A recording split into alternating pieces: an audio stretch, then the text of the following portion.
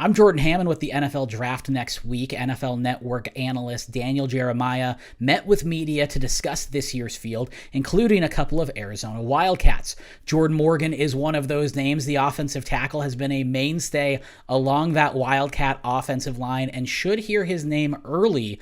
And Jeremiah has heard from NFL teams that this is a guy that quite a few teams are high on.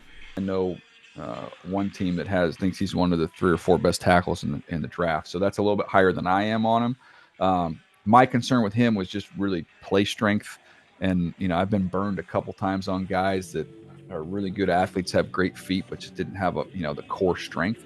And I'm thinking, look, another year off the ACL, that gets better. And you'll see that improve. But that was my one area of concern, which to me, that would not be a great move inside the guard. I think he's better off staying at tackle. Jacob Cowing had a standout 2 years with the Wildcats after transferring from UTEP, and in this past season, he set the single-season receiving record for touchdowns in one season, and he hopes to translate that skill set from college to the pros. He's a fun player, and I think what helps him, when you look at Tank Dell, what he did last year, I don't think he's Tank Dell, but I think he's he's got some of that to him with big time speed. He knows how to run routes. I love the consistency. When you catch a ball in 57 straight games, that's pretty nuts. But he can win right away. I think he's competitive after the catch for somebody who's a little undersized. The USC game should show you all you need to know about what he's capable of. So, the grade I gave him is like a 4th round grade. And I think that's probably about, where he goes and where he lands. And I think he's a fun player. I think he's a fun player to incorporate into your offense.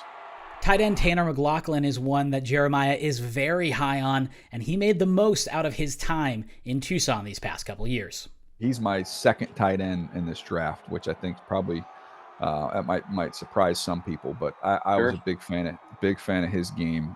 He just really good working in the middle of the field. I think it's an instinct position. I think he's got as good instincts as anybody in the draft at that spot. So being able to work in space, find holes, accelerate through the ball, trust his hands. His effort is there. I don't think he's not gonna win any awards in the run game, but the effort's there. There's enough want to that you can work with him. So I'm a fan. You can see McLaughlin as a day 2 pick then. I have him as a day 2 pick. I haven't got the exact same love reciprocated when I've talked to people around the league. They like him. I'm higher on him, and it's one of those ones where I'm okay with that. So if you're asking where I think he's going to go, I'd say he probably goes, in late in the 3rd round, maybe in the 4th round. But I have him personally rated higher than that. So plenty of Wildcats should hear their name called in this year's NFL draft. And if you think of who's on the current roster right now, next year could be another Wildcat heavy field as well.